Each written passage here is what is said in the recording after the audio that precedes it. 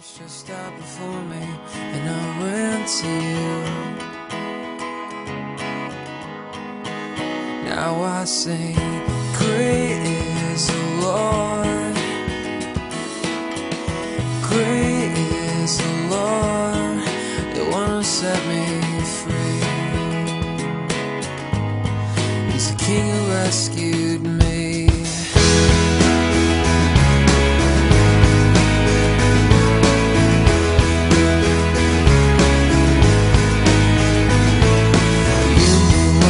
And how to hold me, you quench the thirst I had for so long. Yeah, I love the way you pulled me close and told me you'll never leave me. Yeah, forever I'll sing, great is the Lord. Yeah, I sing, great is the Lord, the one who set me.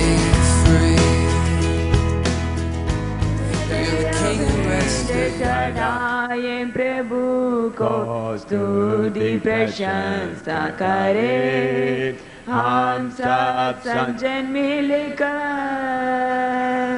इस programme की आशीष के लिए pastor Kashmir मसीह खड़ा होकर प्रार्थना करें।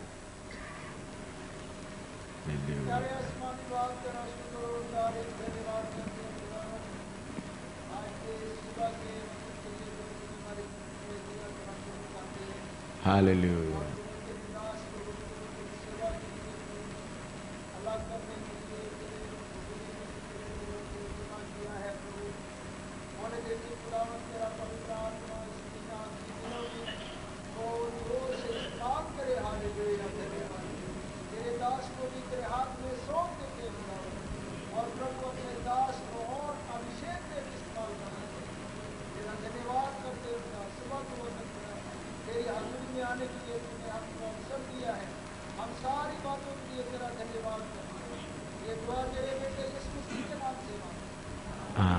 आमीन।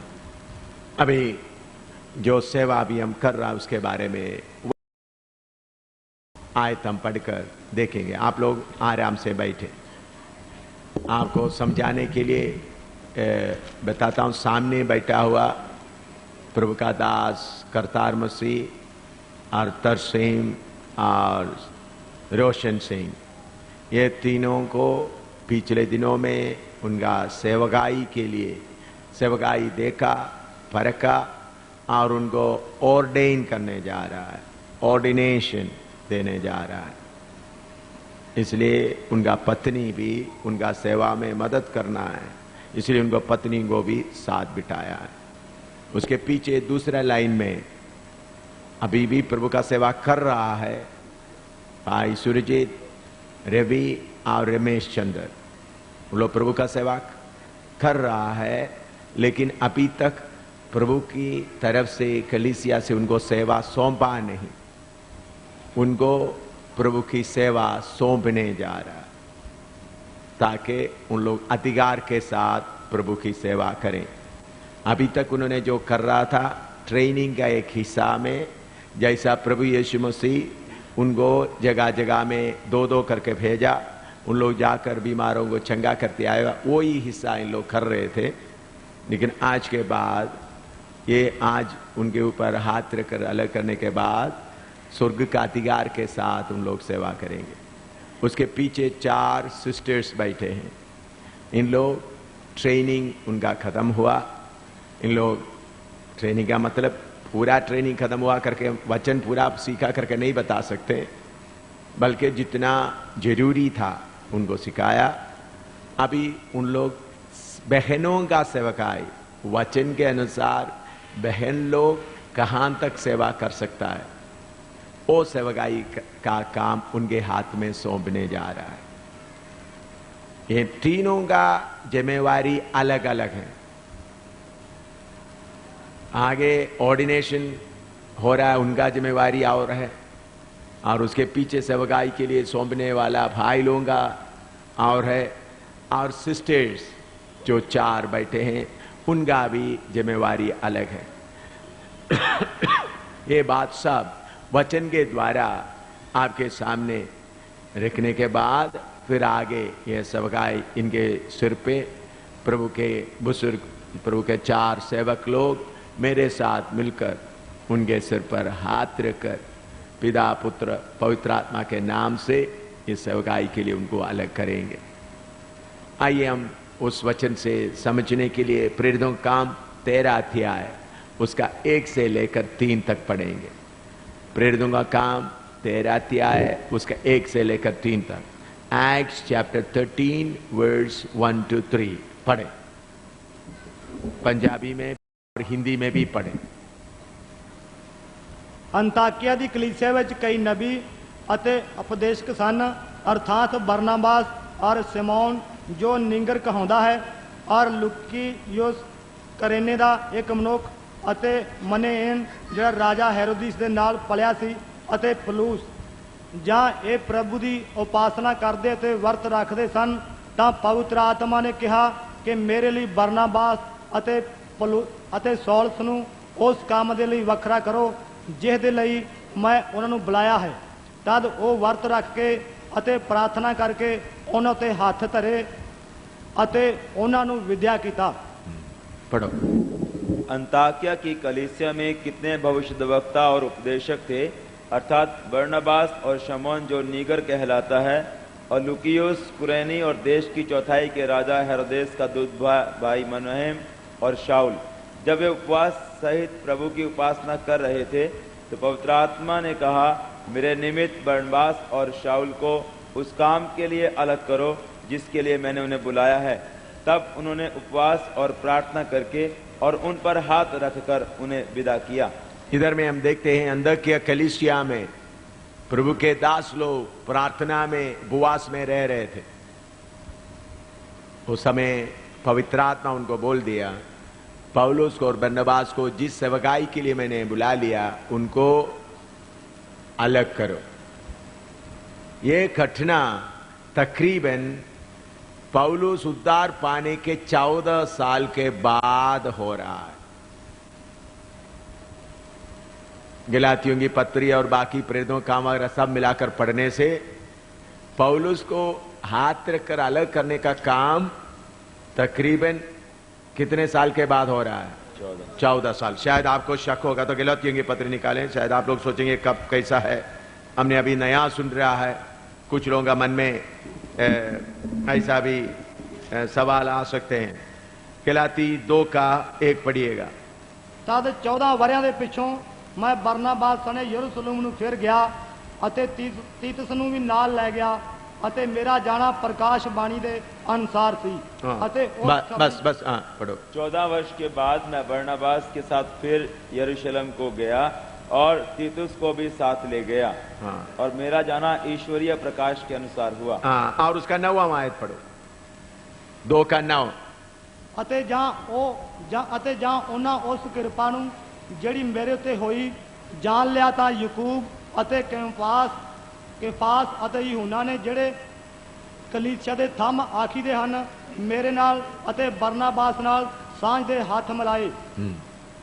और जब उन्होंने उस अनुग्रह को जो मुझे मिला था जान लिया तो याकूब और कैफा और यूहन्ना ने जो कलीसिया के खंबे समझे जाते थे मुझको और बरनबास को दाहिना हाथ देकर संग कर लिया कि हम अन्य जातियों के पास जाएं। And when James, बस ठीक है। And when James and Cephas and John, who seemed to be pillars, perceived the grace that was given unto me, they gave to me and Barnabas the right hands of fellowship, that we should go unto heathen. And verse 1, then 14 years after I went up again to Jerusalem.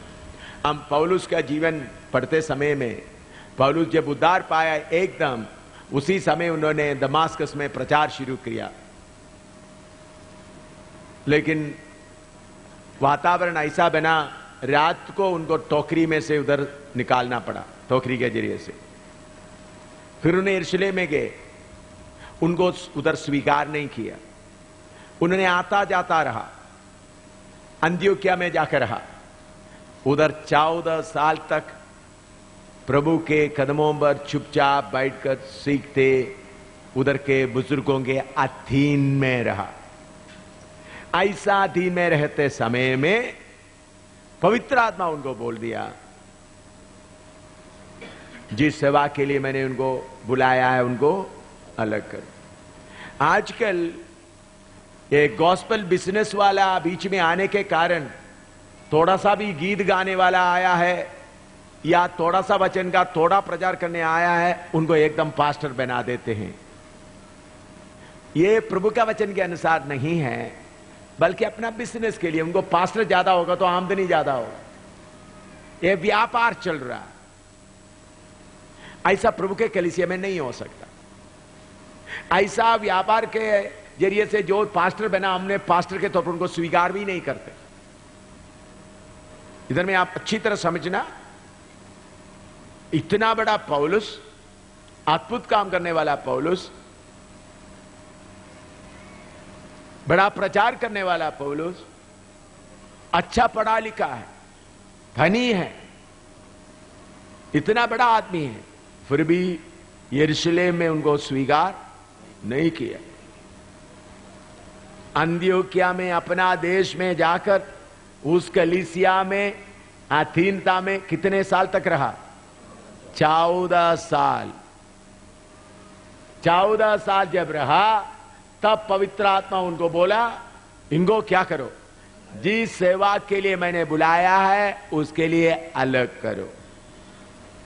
आजकल प्रभु की बुलावट हो ना हो, कोई business वाला Bible school शुरू कर दिया। आजकल बहुत तरह बाइबल स्कूल शुरू करते हैं।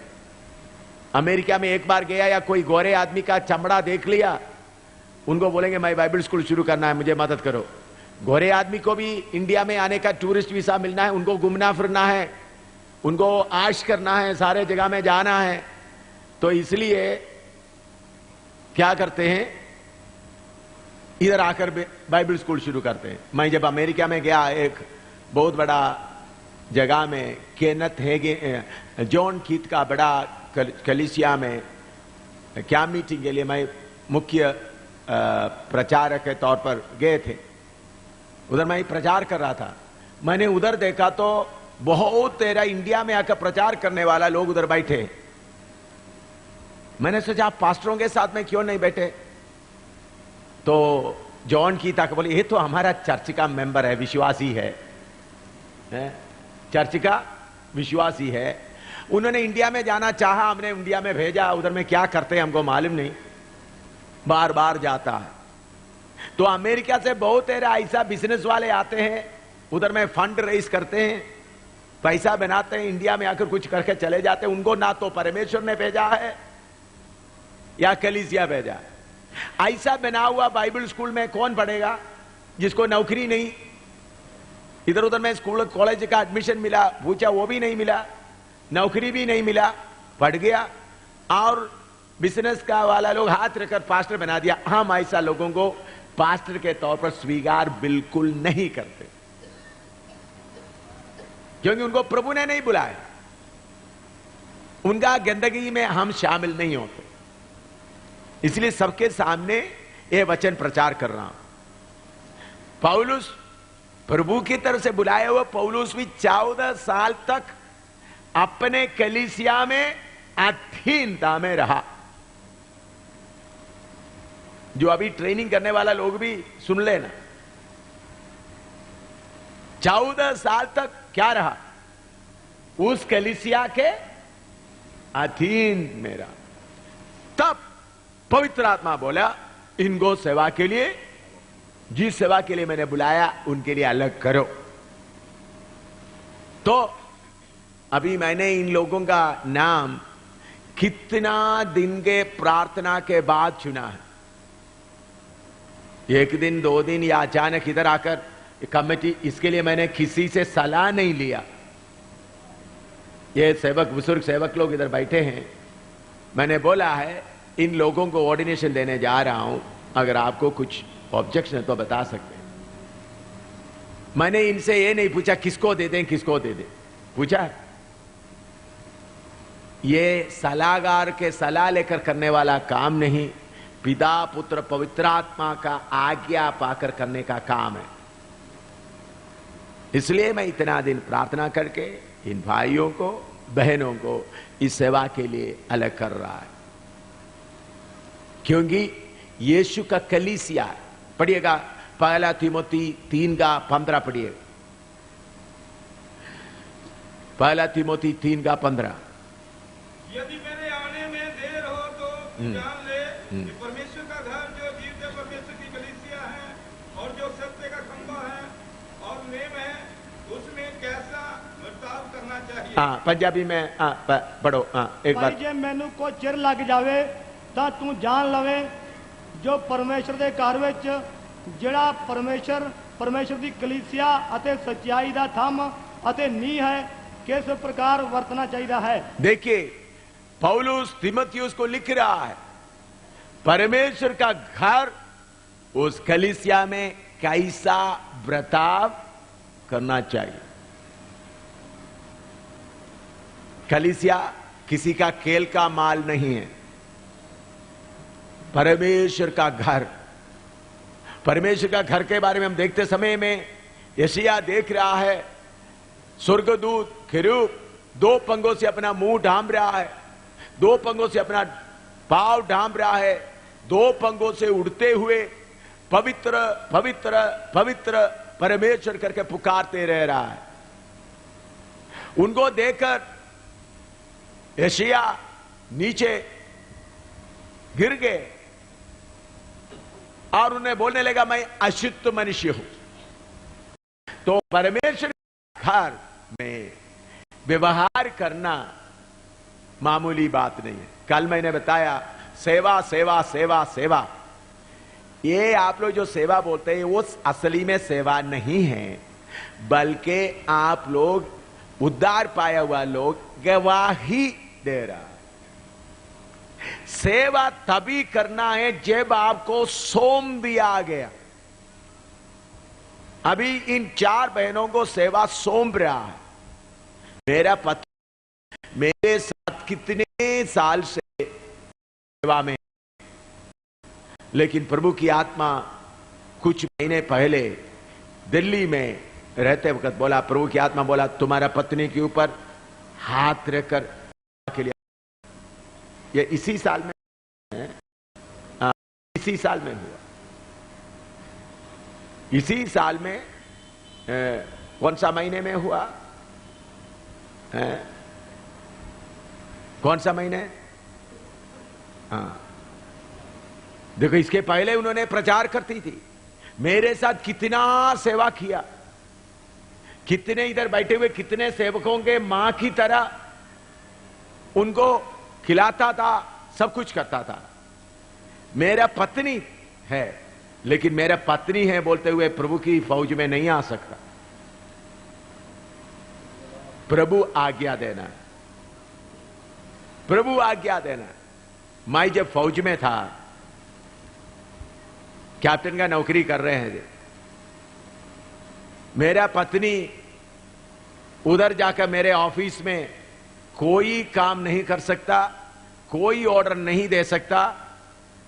अगर कोई ऑर्डर देगा तो उधर का जवान बोलेंगे, एम शामिल का पत्नी तुम घर में हैं, इधर में तुम्हारे कंधे पे स्टार चाहिए, यूनिफॉर्म चाहिए, कंधे में फूल चाहिए, तब आपका ऑर्डर मानेंगे। अगर कंधे में फूल मिलना है तो उसके लिए मेहनत होता है। इसी मुताबिक हमारे बहुत सारे पास्टरों का पत्नी लोग कलीसिया में टांग डालते हैं। मेरा पति पास्टर है, मैं भी पास्टरानी है। पास्टरानी ऐसा कोई पोजीशन नहीं है।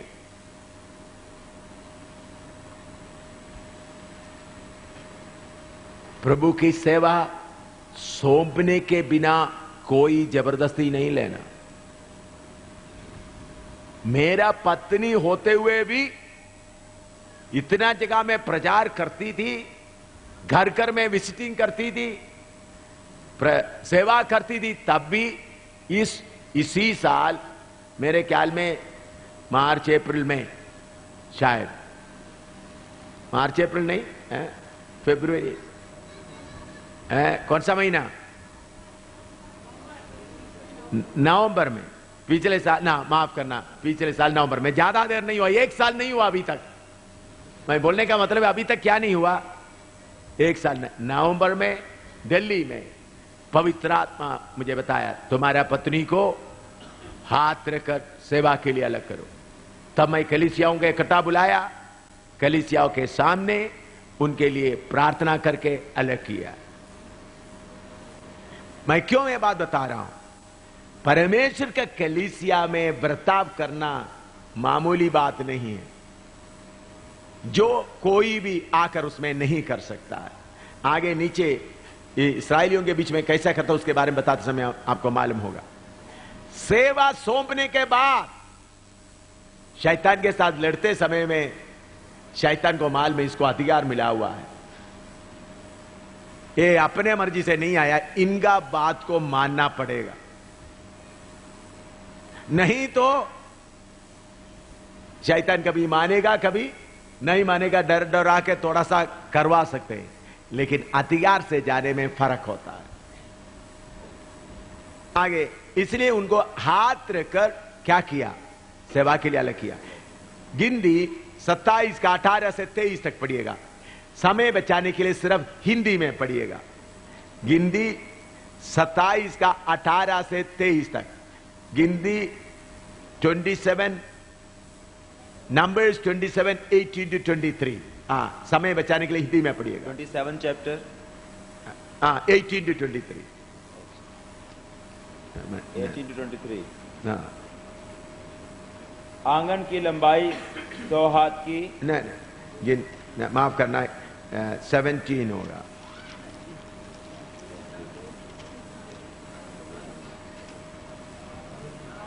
हाँ 27, 17 से 18 से 27 का 18 से पढ़िए, वही 27 का 18 से पढ़िएगा। नंबर्स 27 मैंने बोला हुआ ठीक है ना? हाँ 18 से। हाँ।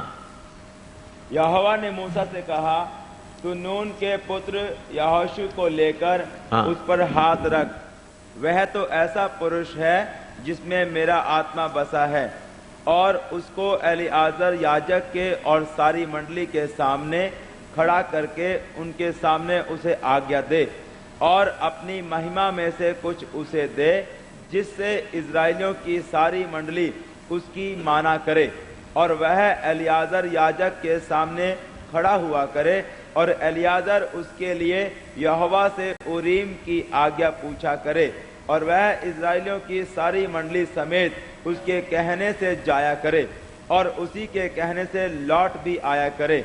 यहोवा की इस आज्ञा के अनुसार मूसा ने यहोशू को लेकर एलिआजर याजक और सारी मंडली के सामने खड़ा करके उस पर हाथ रखे और उसको आज्ञा दी, जैसा कि यहोवा ने मूसा के द्वारा कहा था। इधर में मूसा के साथ सेवा करने वाला यहोशू, वो इस्राएल के बीच में बड़ा जनरल था। अमालेकियों की फौज को भगाने के लिए इस्राएल का बड़ा जनरल था।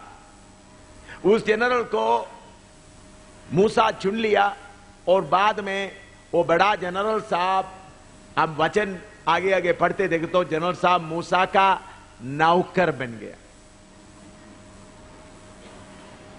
मूसा का टहलुआ बना, मूसा का कपड़ा धोने वाला, तंबू का रखवाली करने वाला, उनको पानी पिलाने वाला, उस तंबू में जो जो बुजुर्ग लोग आते उनका सेवा करने वाला बन गया। इतना बड़ा जनरल साहब को कौन सा नौकरी मिला? वचन पूरा लेकर पढ़ने का समय नहीं है, मैंने बहुत बार कलीसिया में बात पढ़ाया भी है, सेवकों को मालूम है। बड़ा जनरल साहब मूसा का नौकर बन गया। नौकर बनकर काम करते करते करते मूसा लेवी गोत्र का है, यहोशू कौन सा गोत्र का आपको मालूम है?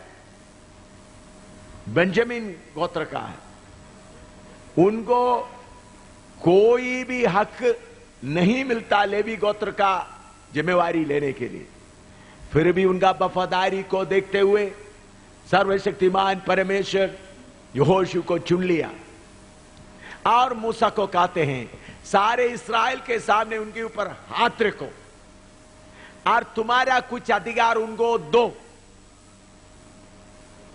और उसके आज्ञा के अनुसार लोग आया करें जाया करें। तो मूसा ने यहोशू को देखकर उनको हाथ रखकर अलग किया। देखो यहोशू उधर में सेवा करते समय में मूसा का सेवा करते कभी नहीं सोचा था उनका मूसा का पीछे आने के लिए मौका मिलेगा। ये मौका उनका मूसा का बेटे को नहीं दिया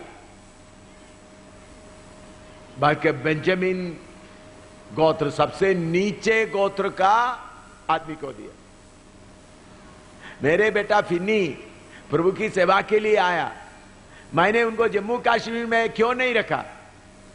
बाकी सेवक लोग सब कष्ट उठाकर मेरे साथ सेवा कर रहा है, मैंने उनको जम्मू कश्मीर में पंजाब में रखेगा तो बोलेगा मेरा बाप का कलीसिया है, मैं इन पास्टरों के ऊपर हुकूमत करेंगे।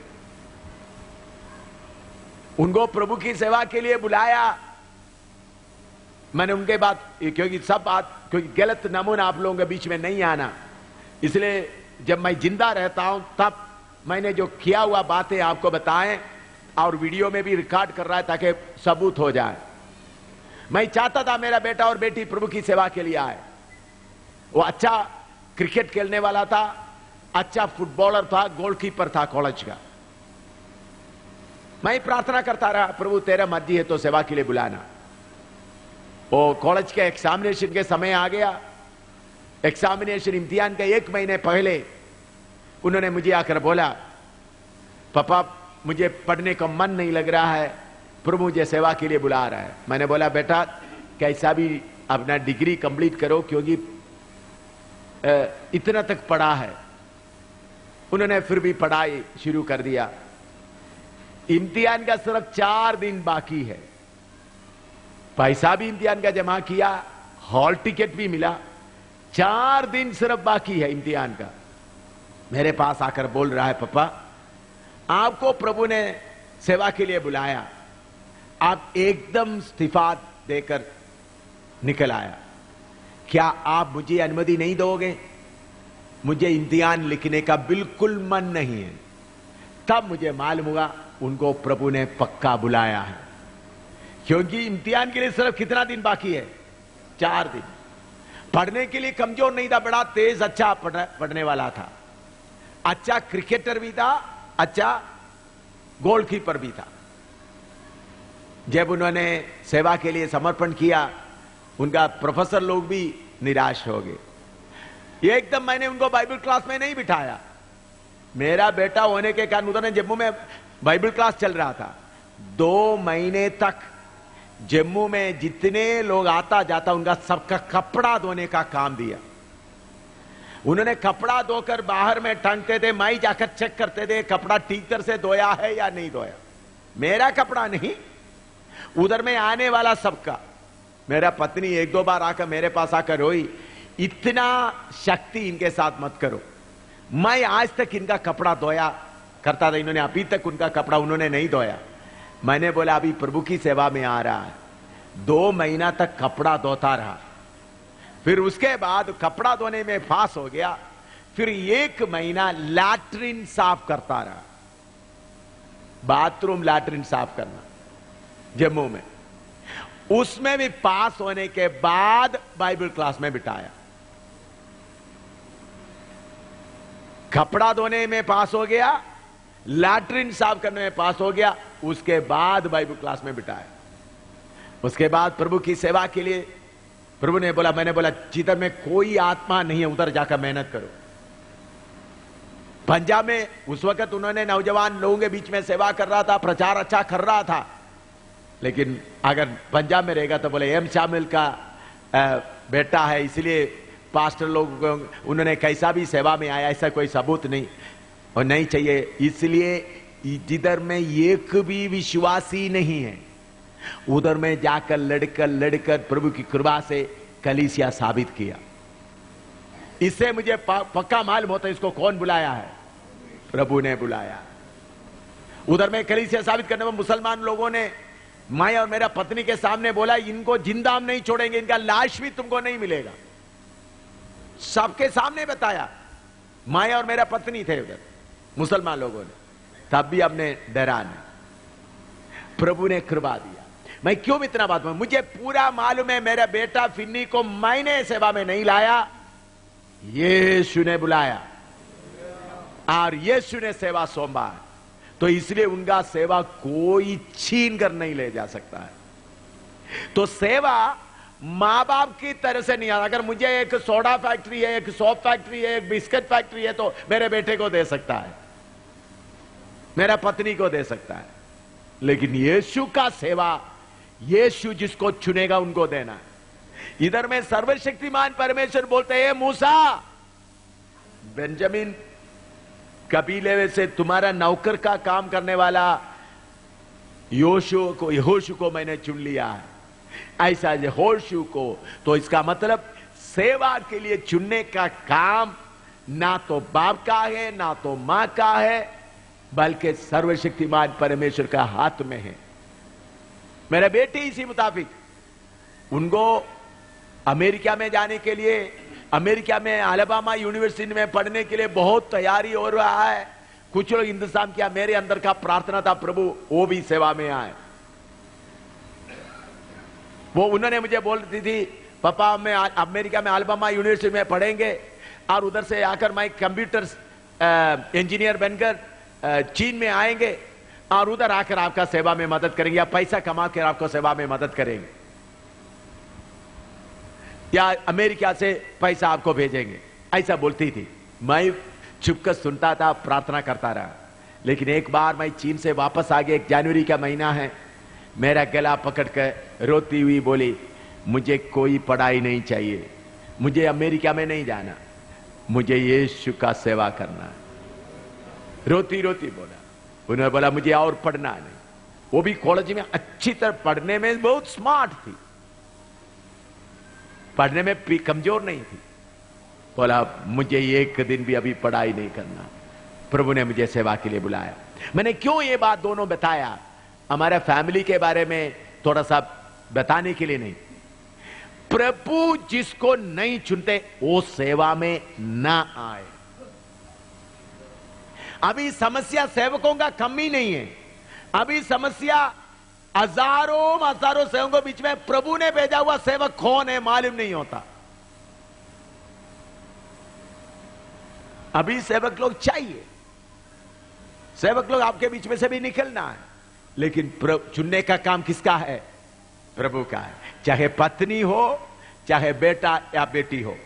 तो परमेश्वर ने बोला यहोशू को चुनो, यहोशू को लाया, सबके सामने उसके ऊपर हाथ रखा, मूसा का अधिकार कुछ उनको दिया है। अभी 2 तिमोथी 1:6 पढ़िएगा। 2 तिमोथी 1:6।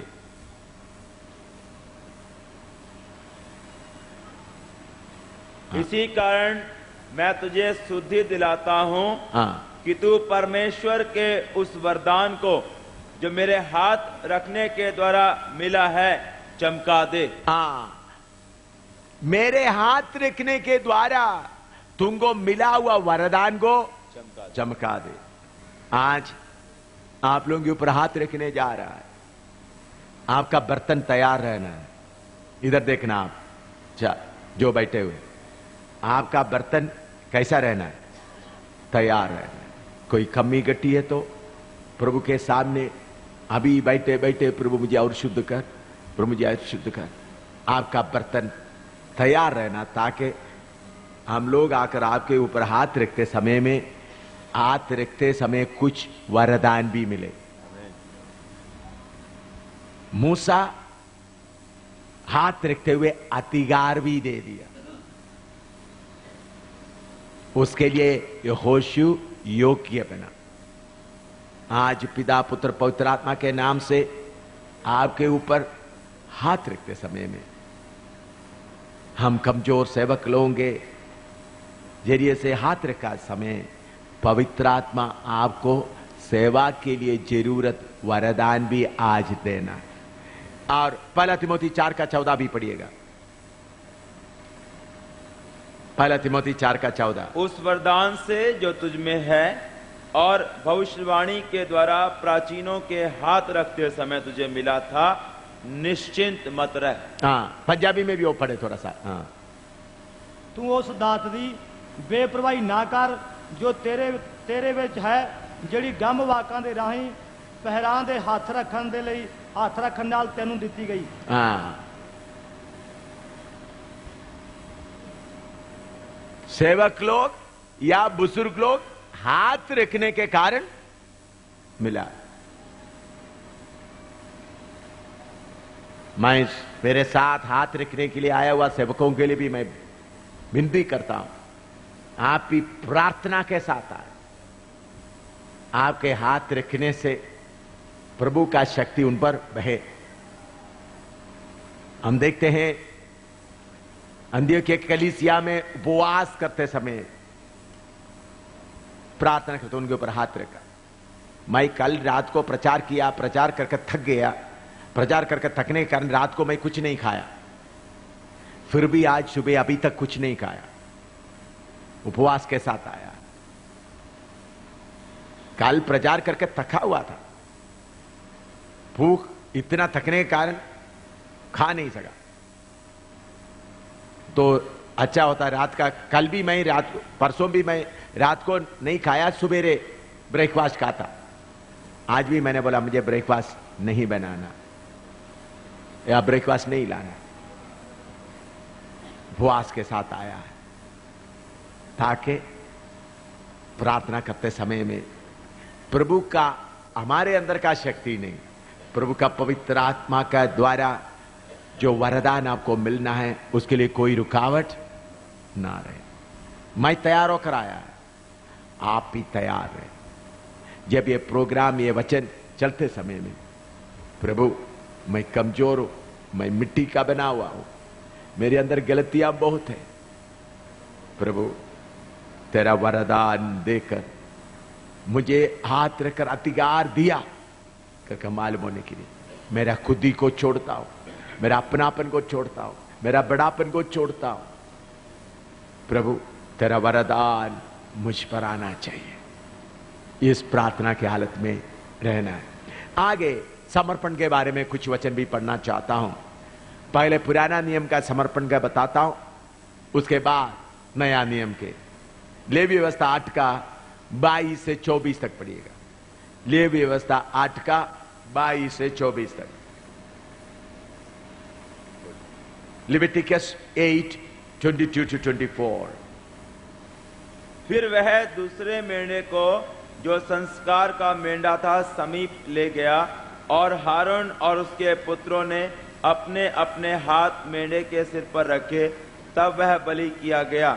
और मूसा ने उसके लहू में से कुछ लेकर हारून के दाहिने कान के सिरे पर और उसके दाहिने हाथ और दाहिने पांव के अंगूठों पर लगाया, और वह हारून के पुत्रों को समीप ले गया और लहू में से कुछ एक एक के दाहिने कान के सिरे पर और दाहिने हाथ और दाहिने पांव के अंगूठों पर लगाया। और मूसा ने लहू को वेदी पर चारों ओर छिड़का, और उसने चर्बी और मोटी पूंछ और आंतड़ियों पर की सब चर्बी और कलेजे पर की झिल्ली समेत दोनों गुर्दे और दाहिने जांग से सब लेकर अलग रखे। और अखमीरी रोटी की टोकरी जो यहोवा के आगे रखी गई थी, 24 तक। इधर में देखते हैं समर्पण करने के लिए मेमना मेंढा ले आया, उनको काटा, उनका खून लेकर, आप लोग इधर ध्यान देना, इधर देखो, आरोन और उनका पुत्र के दाहिने अंगूठे में और उनका दाहिने कान में लगाया। यह है समर्पण। आज आप प्रभु की सेवा के लिए आगे आ रहा है, आपका कान, खून लगा हुआ कान, आपका दाहिने हाथ, उसका मतलब हर काम समर्पण किया हुआ काम। मेरा हाथ समर्पण किया हुआ हाथ है, मेरा कान समर्पण किया हुआ कान है, मेरा पाव भी क्या है, समर्पण किया। मैं मामूली व्यक्ति नहीं हूं। दोबारा वही पढ़े 22 से 24 तक, दोबारा पढ़े। फिर वह दूसरे मेंढे को जो संस्कार का मेंढा था समीप ले गया, और हारून और उसके पुत्रों ने अपने अपने हाथ मेंढे के सिर पर रखे। तब वह बलि किया गया, और मूसा ने उसके लहू में से कुछ लेकर हारून के दाहिने कान के सिरे पर, इधर में दाहिने कान के सिरे पर, और उसके दाहिने हाथ के और दाहिने पांव के अंगूठों पर दाहिने पांव के अंगूठे और दाहिने हाथ के अंगूठे पर लगा। अगर कहीं इसके पहले, इधर देखो, इसके पहले जाते समय मैं मनमर्जी से जाता था, अभी जाते समय मैं समर्पण किया हुआ आदमी हूं। हर जगह में मैं नहीं जा सकता। मैं समर्पण किया हुआ, मेरा हाथ समर्पण किया हुआ है, अपना मर्जी से काम करने का नहीं। मेरा कान समर्पण किया हुआ है। खून लगने का समय है। उधर में मेंढे का खून लगा है, इधर में किसका खून लग रहा है? प्रभु यीशु का खून। समर्पण। कान में यीशु का खून लगा हुआ है, हाथ के अंगूठे में यीशु का खून लगा हुआ है, पाव के अंगूठे में यीशु का खून लगा। मैं मामूली व्यक्ति नहीं। मैं ये वचन बताने के बाद आपको उधर ही खड़ा होकर एक एक शब्द में बोलना है। मैं इस वचन के अनुसार समर्पण करता हूं। स्टेज में आकर बोलने का जरूरत नहीं, उधर ही खड़ा होकर मैं इस वचन के अनुसार अपने आप को समर्पण करता हूं। एक ही शब्द में, लंबा गवाही का कोई समय नहीं है। आप अपने अपने जगह में खड़े हो जाएंगे, अभी नहीं, वचन बताने के बाद में। प्रभु के सामने मैं समर्पण करता हूं, उसके बाद ही आगे का प्रोग्राम होगा। उसका 8 का व्यवस्था 8 का 30 पढ़िएगा, 12 पढ़िएगा, 12 पहले 12 पढ़िएगा।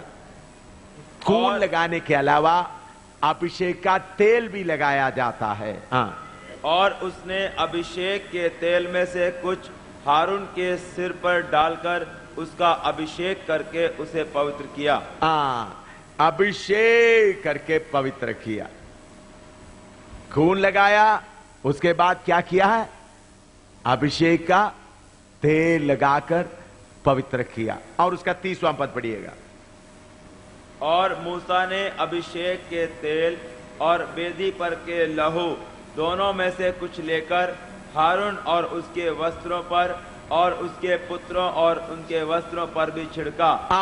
तेल लेकर सिर में सिर्फ नहीं, वस्त्रों तक लगाया। इधर सुनना, किधर लगाया?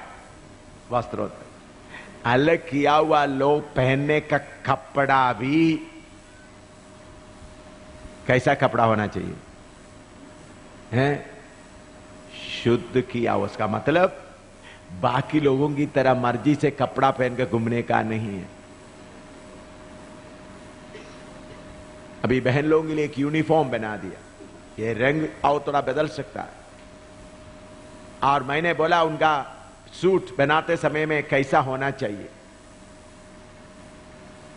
अपना छाती दिखाते हुए, आधा नंगा करते हुए नहीं।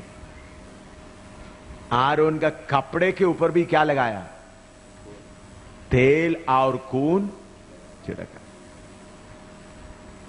इसका मतलब ये दिखावटी कपड़ा पहनने का नहीं। मैं कपड़ा पहनते समय में भी मेरा मन मर्जी का आगे का नहीं होगा, मेरा दिखावटी का नहीं होगा। मेरे यीशु को स्वीकार का योग्य। अभी बहन लोग ये कपड़ा पहन के बैठा है, ये लोग सेवा के जाते समय ये कपड़ा पहनेंगे, घर में या सफर करते समय अपना कपड़ा पहनेंगे, लेकिन वो कपड़ा भी कैसा होगा? नमूने का होगा। पास्टर लोगों का पत्नी लोग समझ में आया? बहुत सारा पास्टर लोगों का पत्नी अपना ध्यान नहीं रखता, थोड़ा सा झुक गया तो पूरा छाती दिखाई देता है। बहुत बुरी बात है।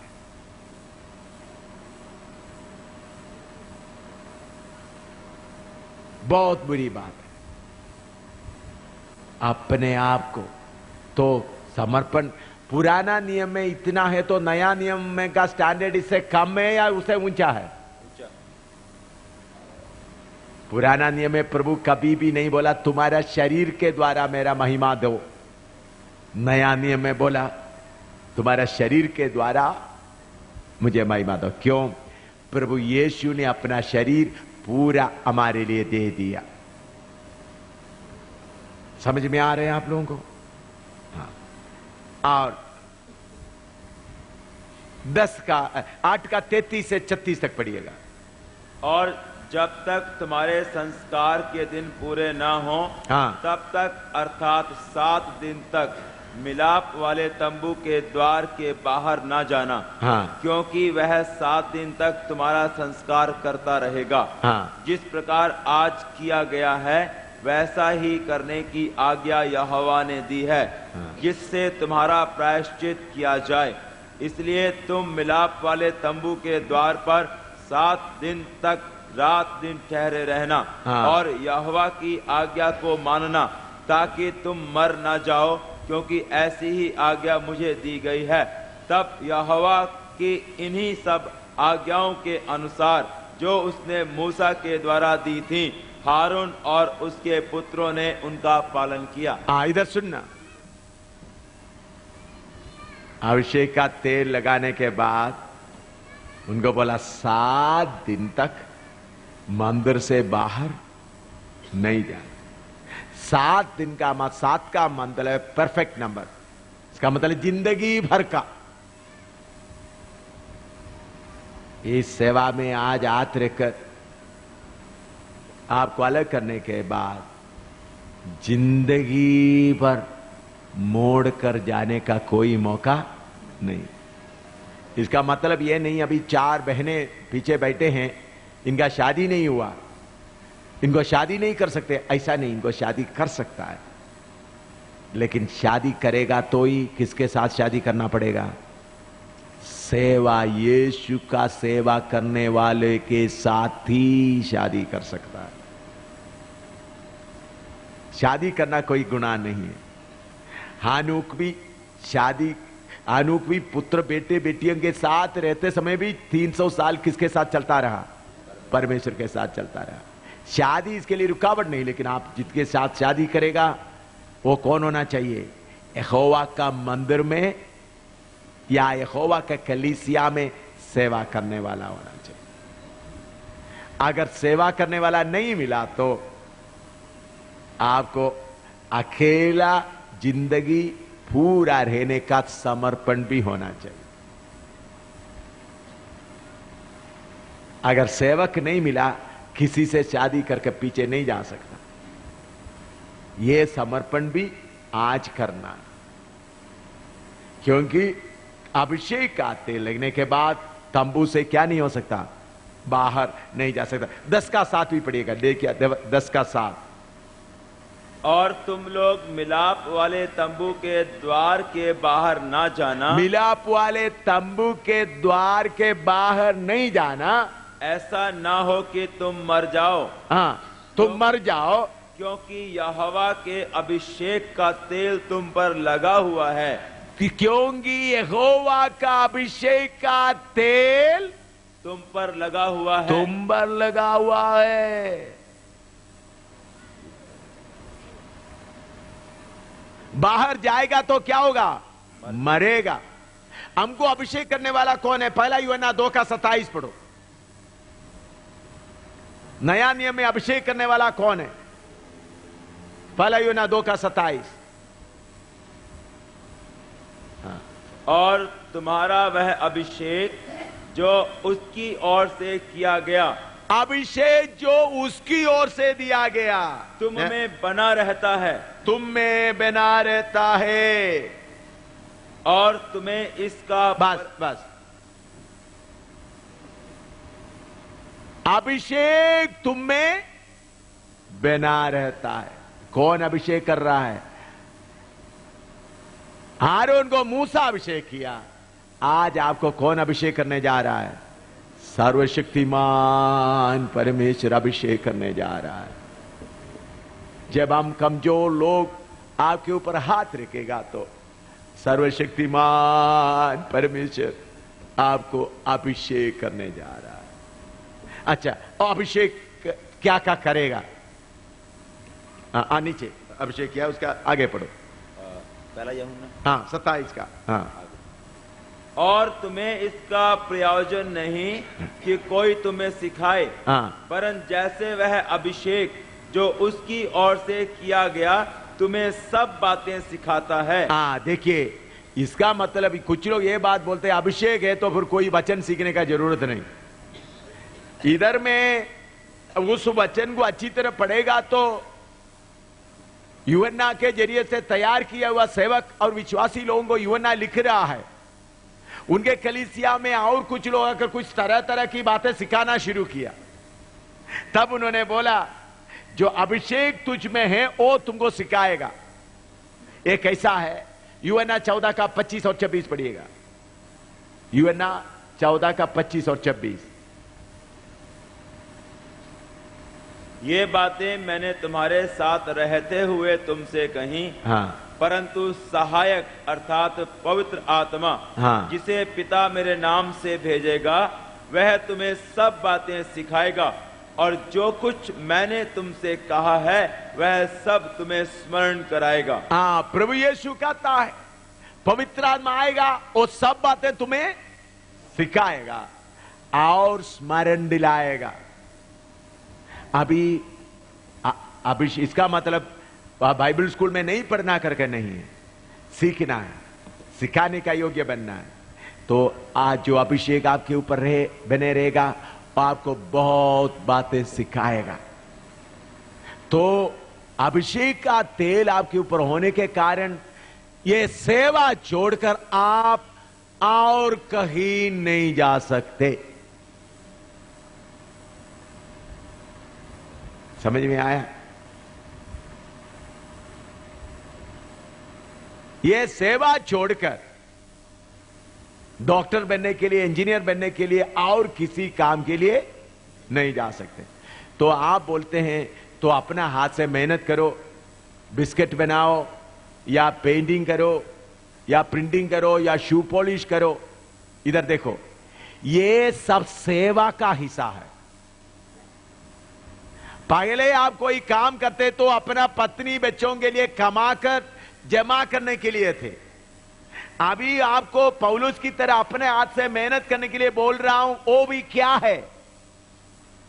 बोलो, सेवा का हिस्सा है। ये पार्ट टाइम वर्क नहीं है। आज सबकी तरह समझ ले, सेवक लोग भी अच्छी तरह समझ ले। मैंने आप लोगों को बोला अपना पांव में खड़ा होने के लिए इधर उधर से भीख ना मांगते हुए, सपोर्ट के पीछे ना जाते हुए गेहूं काटो, चावल काटो या बोरी उठाओ या वेल्डर का काम करो, पेंटर का काम करो। वो क्या है? किसका हिस्सा है? सेवा के लिए। पहले किसके लिए नौकरी करते थे?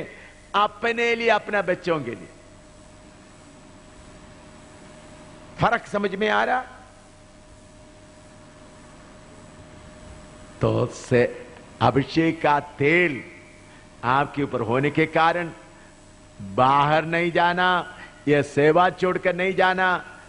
जाएगा तो आत्मिक तौर पर मर जाओगे।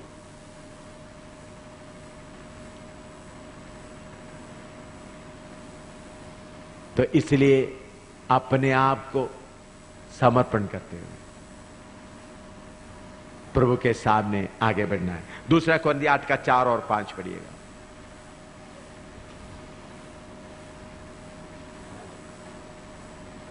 और इस दान में और पवित्र लोगों की सेवा में भागी होने के अनुग्रह के विषय में हमसे बार बार बहुत विनती की, और जैसी हमने आशा की थी, जैसा हमने आशा की थी वैसी ही नहीं, हाँ, परन उन्होंने प्रभु को फिर परमेश्वर की इच्छा से हमको भी हाँ अपने ताई दे दिया। हाँ, इधर देखना,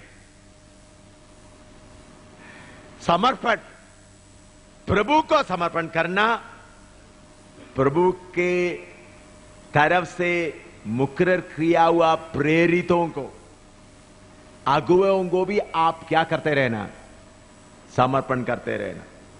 ये ऐसा नहीं चाहिए, ठीक है।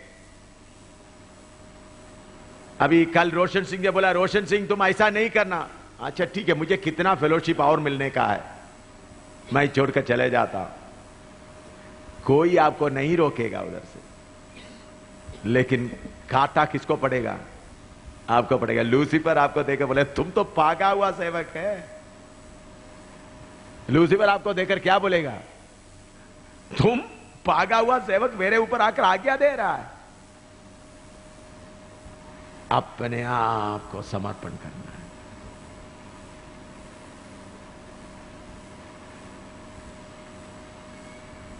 परमेश्वर के मर्जी के अनुसार उन्होंने किसको भी समर्पण किया, अपने आप को, हमको भी समर्पण किया। यह समर्पण होने के कारण हमारे एक सेवक के बीच में गलती आया। मैंने बोला सेवक आप नहीं करो, मेरे पास आकर रहो। 6-7 महीना मेरे साथ रहा, मुझे मालूम हुआ प्रभु ने उनको अभिषेक दोबारा करना चाहता। मैंने प्रार्थना की, उसी कलीसिया में गए, उनको वही कलीसिया दोबारा सौंप दिया। क्यों? अगर उनको समर्पण नहीं होता तो क्या होता था, दाहिने बाएं जा सकता था। अगर दाहिने बाएं जाने से भी कलीसिया साथ रहना था, लेकिन प्रभु के सामने क्या नहीं होना था, कोई आशीष नहीं होना था। तो आज आप लोग प्रभु को भी और हमको भी समर्पण करना है। जब आप प्रभु को भी और हमको भी समर्पण करेगा तो आपके विश्वासी लोग आपको समर्पण करेगा, तब भी आप लोगों को सिद्ध कर सकेगा। हमारा काम सिर्फ प्रचार करके चलने का नहीं है, एक एक को क्या करना है, सिद्ध करना है।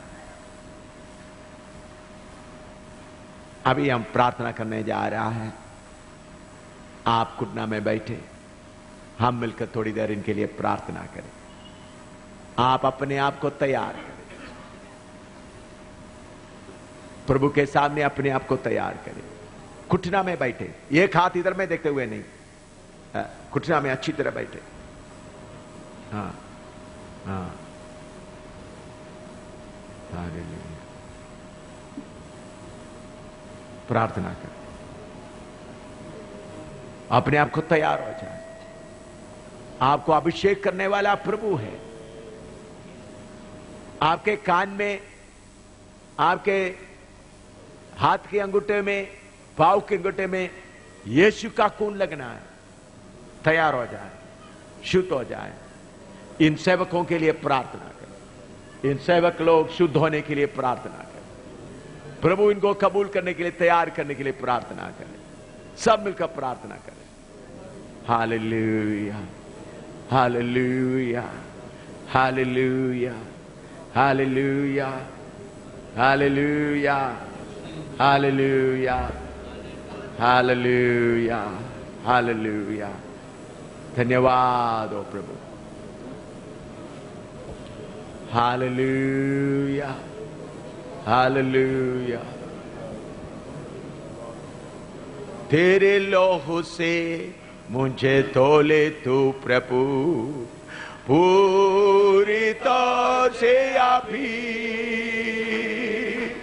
तेरे ही समान होने के लिए मेरे जीवन में काम कर तू प्रभु। तेरे ही समान होने के लिए मेरे जीवन में काम कर तू यीशु। तेरे की से मुझे उठाया, चट्टान पर खड़ा कर दिया। तेरे लिए दलदल की कील से मुझे उभारा, चट्टान पर खड़ा कर दिया। नया किया है, क्षमा किया है, तमाम पापों को स्मरण करता है कि मैं मिट्टी हूँ। क्षमा किया है, तमाम पापों को स्मरण करता है कि मैं मिट्टी हूँ। हो तेरे लोगों से मुझे दो बोले तू प्रभु पूरी तौर से अभी तेरे समान होने के लिए मेरे जीवन में कब का तू प्रभु तेरे समान होने के लिए मेरे जीवन में कब का तू प्रभु कलवरी पर बलिदान हुआ तू, दान और दाता है तू मेरे लिए। कलवरी पे बलिदान हुआ तू, दान दाता है तू। विश्वास में रहूंगा और तुझसे ज्यादा प्रेम करूंगा। विश्वास में स्थिर रहूंगा और तुझसे ज्यादा प्रेम करूंगा। तेरे लहू से मुझे धोले दो प्रभु पूरी तौर से अभी तेरे समान होने के लिए मेरे जीवन में कब का तू प्रभु तेरे समान होने के लिए मेरे जीवन में कब का तू प्रभु। आमीन, आमीन। अभी प्रार्थना करते समय में खड़े होकर समर्पण करेंगे। ये तीनों सेवकों का पत्नी, करतार का पत्नी, तरशीम का पत्नी और रोशन सिंह का पत्नी, इनको ऑर्डिनेशन नहीं हो रहा है। इन पत्नियों को जैसा मेरे पत्नी के ऊपर हाथ रखकर अलग किया, इनको हाथ रखकर अलग नहीं कर रहा है। इन पत्नियों को इसलिए बुलाया है अपना पति के ऊपर मिला हुआ जिम्मेवारी को समझकर अच्छा पत्नी का सेवा करे, उनके काम के द्वारा कलीसिया को तरक्की मिले, सेवा में कोई गड़बड़ ना हो। आप लोग पत्नी लोग भी अपने पति के साथ वफादारी से चलते समय में एक दिन परमेश्वर बोलेगा इनको अलग करो। जैसा मेरा पत्नी को पवित्र आत्मा बोला इनको अलग करो, अलग करके सेवा सौंप दिया। अभी आपको सेवा नहीं मिल रहा है, क्योंकि बाद में देखो हमको भी सेवा मिल गया। समझ गए? इधर देखो पत्नी लोग, इधर देख लो, मेरे सिर पे भी हाथ रखकर मुझे कलीसिया सौंप दिया। नहीं, घर का काम ही आपका है, लेकिन कर का काम भी करते समय में समझना मेरे पति अभिषिक्त प्रभु का दास है, उसके योग्यता के अनुसार मैं रहना। अभी आपको कलीसिया नहीं मिल रहा है, नहीं तो इधर से जाकर देखो मेरे सिर पे हाथ रख दिया है, मैं आपके ऊपर हाथ नहीं रखेंगे, मेरे साथ आए हुए सेवक लोग हाथ रखेंगे। आपको सेवा नहीं सौंप रहा, सेवा कब सौंपेंगे? इसमें आप जब वफादारी दिखाएगा, प्रभु को वफादारी मालूम होगा तब समझ में आया, नहीं तो उल्टा आप करेगा तो फिर गड़बड़ होगा। प्रार्थना करें इस समय में, आप खड़े होकर अपना समर्पण, मैं वचन के अनुसार अपने आप को समर्पण करता हूं, ज्यादा कुछ भी बोलने का जरूरत नहीं। प्रार्थना करते रहे, तब खड़े होकर पहले फ्रंट लाइन वाला खड़े होकर बोले और उसके बाद दूसरा खड़े होकर बोलकर, एक ही लाइन बोलकर, हाँ सब प्रार्थना करते रहे। आमीन। हाँ, पत्नी खड़ा होकर बोले, हाँ मैं अपने आप को समर्पण कर, हाँ हालेलुया, हाँ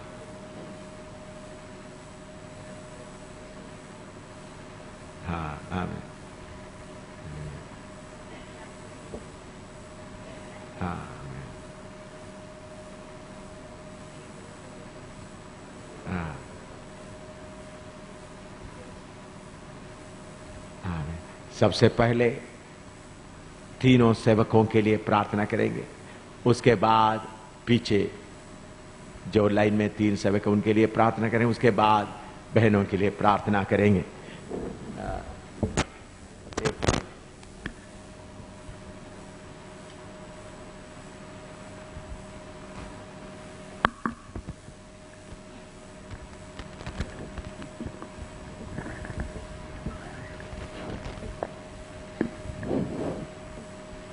अभी आप तीनों इधर देखें,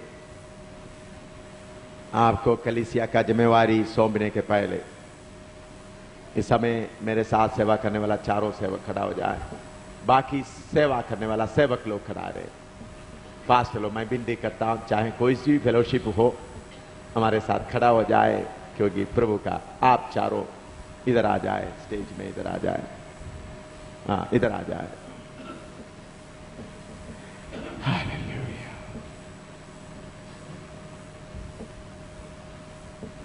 आप लोग तीनों इधर देखना, और मैं सवाल तीनों के लिए एक साथ पूछूंगा, आप एक एक के नाम लेते समय में जवाब दें। क्या आप इस वचन जो 66 किताब है, जिसको बाइबल कहते हैं या धर्मशास्त्र कहते हैं, क्या आप विश्वास करता है ये सर्वशक्तिमान परमेश्वर से मनुष्य के लिए दिया हुआ परमेश्वर का वचन है?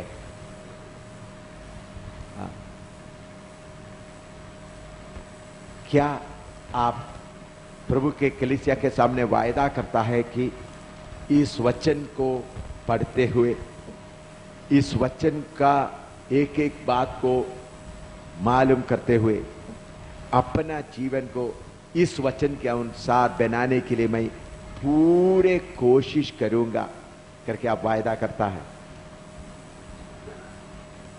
तीसरा, जो भेड़ों को, जो विश्वासियों को आपके हाथ में प्रभु सौंपेगा, उन विश्वासियों को इस वचन से जीवन का वचन खिलाते हुए उनको सिद्ध करके प्रभु के सामने उपस्थित कराने का या पेश कराने का जिम्मेवारी लेने के लिए आप तैयार हैं?